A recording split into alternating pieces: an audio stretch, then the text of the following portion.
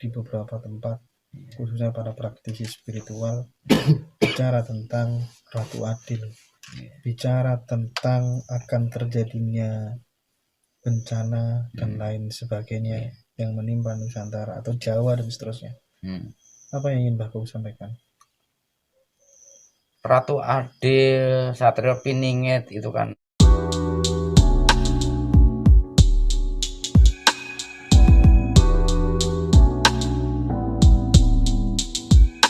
Gak sebenarnya manusia itu berkomunikasi secara langsung dengan Tuhan, Mbah Kum? saya bilang sangat bisa. Ketika kita nyawiji, ini yang kita sampaikan kan ucapan beliau. Yang kita ucapkan, kita pikirkan, kan kekuatan beliau.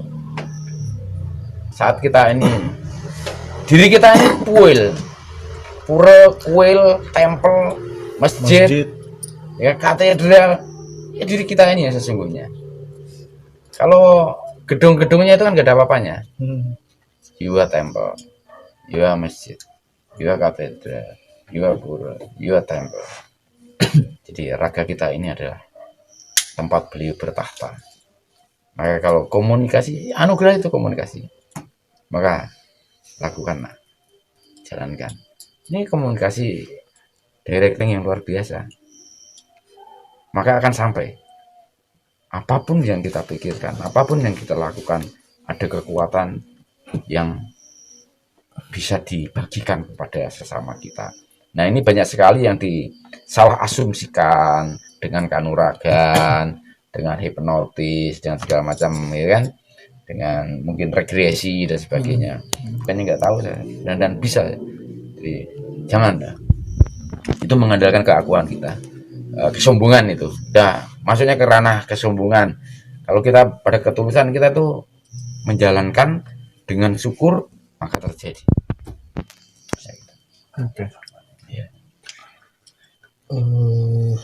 Kadang kita masih khawatir bahwa ketika kemudian kita nanti meninggal dunia, mati gitu, roh terpisah dari jasad.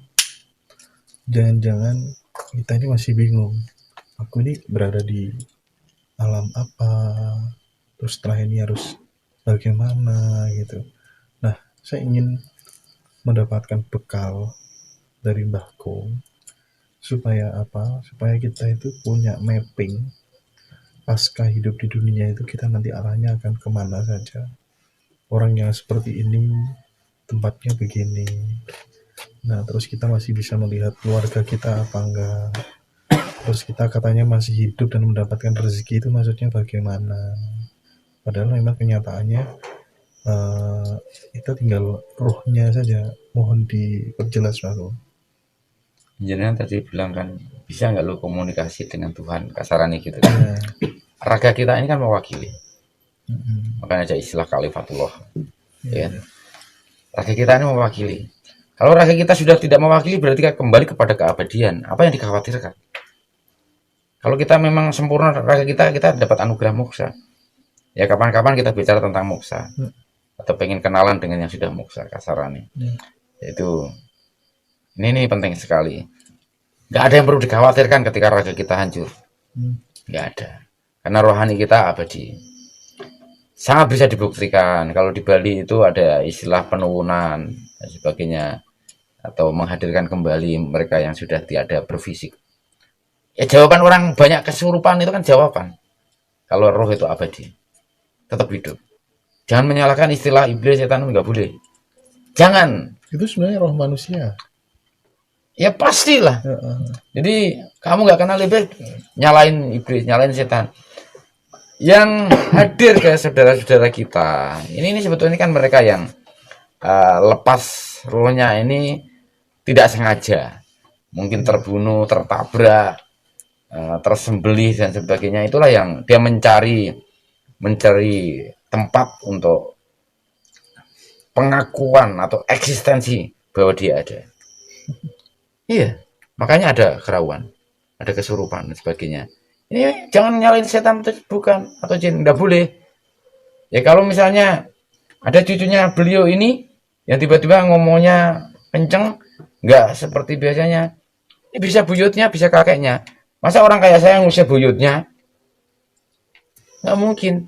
Makanya penting ketika ada anak yang kerawan, kerasukan dan sebagainya.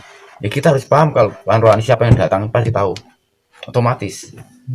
Gak mungkin kita menyanyiakan yang rawuh. Jenengan ketemu baku masa tahu sih kan gak? Ya kan? Kakekmu datang masa nggak saya terima gitu kan?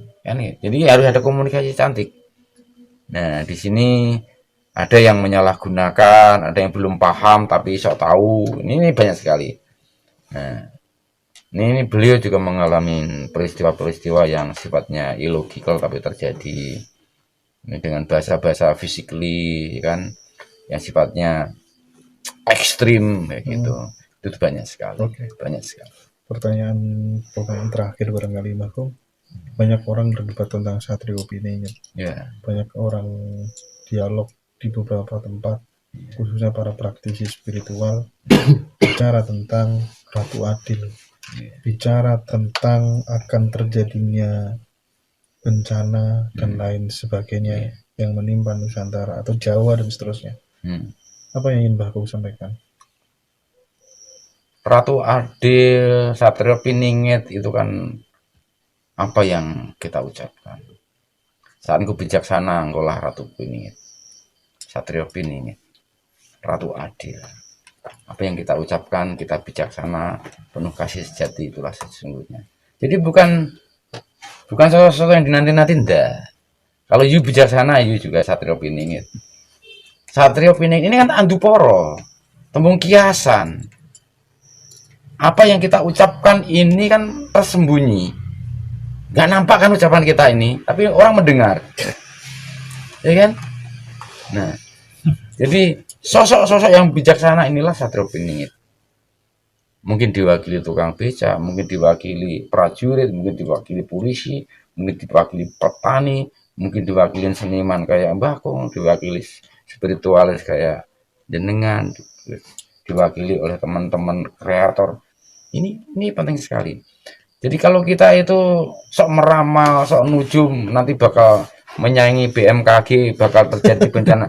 Sekarang setiap tokoh agama bilang kiamat sudah dekat. Zaman telah berakhir. Pernah terjadi tidak akhir zaman? Ini kan. Ketika seseorang yang mengaku paranormal bilang tahun 2012 terjadi kiamat, apa kata sesuatu yang disampaikan dan bahkan publish di sebuah media sosial? Beliau akan berakhir di tahun itu. Beliau akan berakhir di tahun itu. Boleh dicek di Facebook, masih ada. Setelah teman Bahkung itu. Itu anugerah yang tidak main-main. Dan saya hanya menyampaikan hal itu pada 2 orang saat itu. Yang satu namanya Bentoro Sulung, yang satu namanya Yosiang. Dan ketika ingat langsung mereview. Keyakinan Bahkung terhadap kiamat itu terjadi di Jagat Aritnya manusia sendiri atau memang Jagat Ageng ini akan berakhir? Karena dari dulu barangkali nenek moyang kita juga bicara tentang kan tadi Bahkung singgung, semua tokoh agama bilang kiamat sudah dekat dan zaman telah berakhir. Ya zaman kita masing-masing. Zaman masing-masing. Kalau you sengsara itu you kiamat. You sukacita, happy dan glory, ini sebetulnya anugerah yang tiada batasnya. Kiamatnya di diri masing-masing kalau kita sudah tidak bisa menikmati hidup. Tapi kalau kita mampu mensyukuri hidup, itulah kita mendapatkan nilai yang luar biasa yang dikiaskan dengan surga dan neraka itu tadi. Neraka itu kehancuran diri pribadi, surga itu adalah anugerah sukacita, kebahagiaan karena mampu mensyukuri apapun. Gitu. Jadi tak perlu nunggu mati kalau pengen masuk neraka dan surga. Iya, jadi itu kan kiasan, tembung anduporo itu kan kiasan. Jadi jangan dimaknai secara verbal gitu. Kita ini orang akademik, mestinya paham bagaimana itu bahasa susastra, bahasa sastra, atau bahasa keguyon gitu. Ini penting sekali. Kita banyak tersesat karena tidak mampu menginterpretasikan apa yang kita analisa. Ini persoalan penting. Makanya kita tuh perlu, kalau sudah belajar di dunia akademik harus mampu memberikan objektivitas penalaran, jangan ngawur, nggak boleh ngawur gitu. Tadi Baku selalu menekankan open mind, open heart. Iya. Musuh terbesar kita itu sebenarnya Bang Umum itu adalah kesempitan.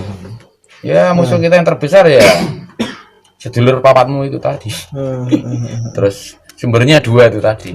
Musuh terbesar kita itu lupa, salah, iri, murka. Ya, sumbernya di memaksakan kehendak dan berprasangka buruk. Hanya itu. Ini yang paling bikin problem itu di sana. Om Swastiastu. Iya, dilema. Oke. Ngobrol kita udah cukup seru, ya. Seru, ya kan. Saya pengen dikasih nasihat paling terakhir sebelum nanti kita pamit balik ke Jawa, Bang. Pesanku dengan sedulur-sedulurku yang pertama, harus mendasari diri kita ini sebagai kuilnya, sebagai tempat suci beliau, agar beliau tetap bertahta di dalam diri kita. Terus lakukan pernapasan panjang, terus bersyukur dan belajar ikhlas. Orang ikhlas ora apa-apa, belajar ikhlas. Ya. Matur suwun, Mas. Ayo.